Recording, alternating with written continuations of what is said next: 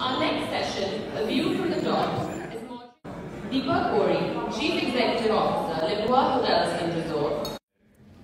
Now, I've just got 2 minutes. So, the issue, what we see, we are a very small company, but what we see, and we have proved by doing a reverse model back home, is the hotel rooms have become a commodity.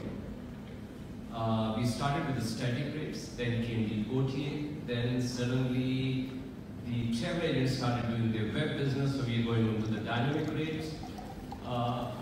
Everything is happening. At the end of the day, chains are buying chains so that they can increase their guest loyalty program, but then Airbnb doesn't have a guest loyalty program, and look at the market cap Airbnb has.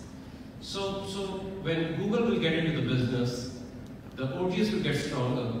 I don't think so the guest loyalty would be something that would matter most when the guest is taking a decision where to stay.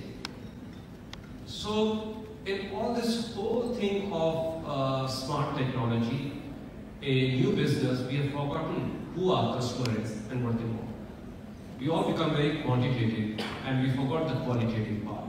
And what we have done is that we have added an emotional dimension to the whole business, and the emotional dimension is always food and beverage. It's always about the food, it's always about the wine, because that's what you do. You stay in your hotel room besides sleeping time, not more than 2 hours, but you spend more time in a good restaurant, you create more deals, you do a lot of interaction. And that's what we are trying to create. And worldwide, Airbnb has taken a pole position in a food and beverage business by investing and becoming partner with Resi. And Resi, we'll see Resi is going to be a very big thing coming to Asia very soon. We have got Resi into Bangkok with us exclusively. And that's my 2 minutes. Thank you. Deepak, I love the term. I love the term, your food leverage or your food and beverage leverage. You also have a hotel in the same building, the lebua, upper upscale, I guess would be the category for it. If you didn't have the success in the restaurants up on top of the building that you do, how much lower would the rate and occupancy be, your RevPAR? What do you think the food and beverage adds to that as your rooms business?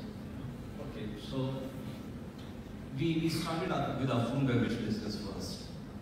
And then when it became successful, we went into the hotel business.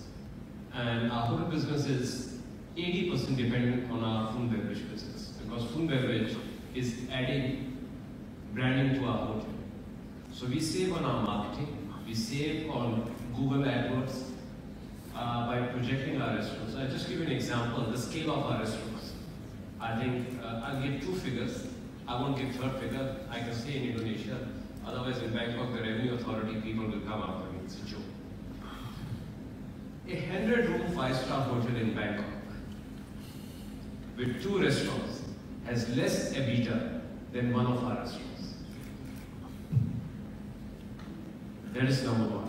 Number 2, as per Forbes magazine, we have an 18 square meter bar, which is a champagne bar. 18 square meter. We sell more champagne, one particular champagne, than whole of Singapore, including duty free.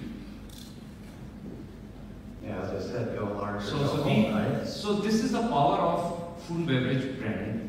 This is the power of understanding, and we are lucky because we are in Bangkok. Now, if we have to bring that model into Indonesia, it will be a big question mark, because all these kind of restaurants revenue model is a public and private sector undertaking, meaning you need foreign arrivals.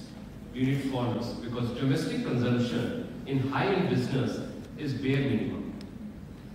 If anybody in Jakarta has to, I also saw, I've been to Jakarta 3-4 times lately. I don't see people so much into dining. I look at the wine list. I see a huge area of opportunity. I understand that must be something with imports or other areas. When I look at the food ingredients, I also understand there's a huge area of opportunity. So all of these things that we should be lobbying with the government or speak about these things through these conferences, because food and beverage is something which is lifestyle. There are 3 things which foreign tourists look at: culture, art, and food. When they see these three things, then they do the hotel bookings. So before you hotel rooms, food is an important part, whether in the hotel or outside the hotel. That's what I have to say.